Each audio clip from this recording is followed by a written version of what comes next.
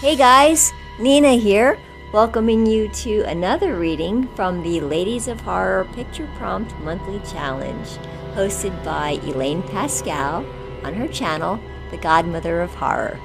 If you'd like to read along or read previously published pieces, please visit spreadingthewritersword.com or ladiesofhorror.com. In the meanwhile, enjoy the reading.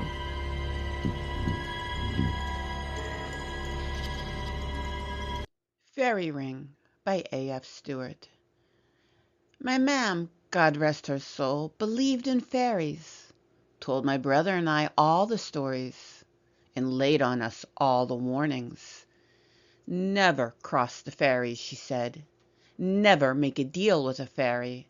Never give them your name, and never ever go to the stone circles on the hill at sunset.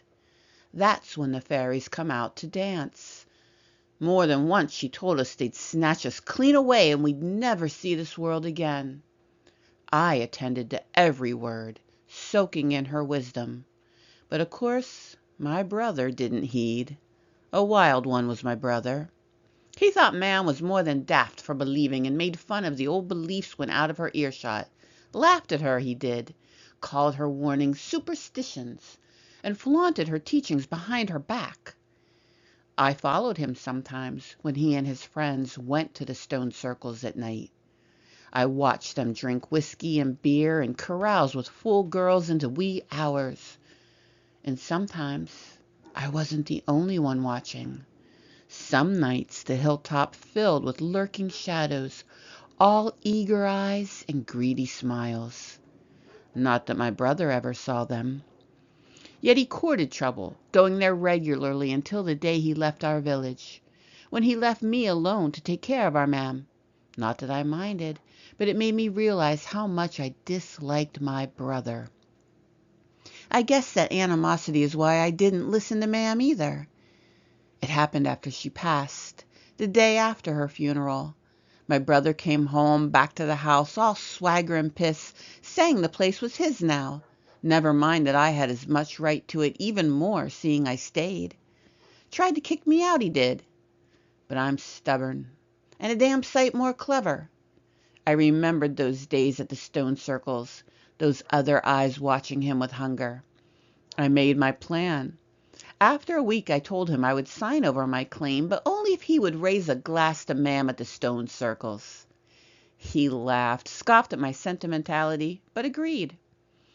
I took him to the hill at sunset on a day when the veil would be thin.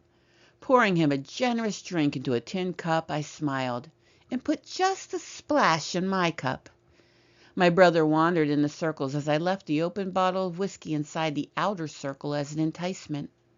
I stepped back, waiting, and fingered the protection charm mam gave me. Then my brother asked, "Do you hear music?" I widened my smile, retreated further, snuggling into the cover of the trees. It didn't take long for the fairies to arrive, dozens of them, all laughing, singing, dancing. One grabbed the whiskey off the ground, swigging a drink, and passed around the bottle. Another swept my bewildered brother into a dance. Yet another beckoned to me, but I shook my head. He laughed and bowed, joining the dance. I was soon forgotten. But my brother, oh, he was their prize. My gift offered and accepted, just the way I wanted it. Mam might not have approved, but I smiled all the way home. My home, now and forever.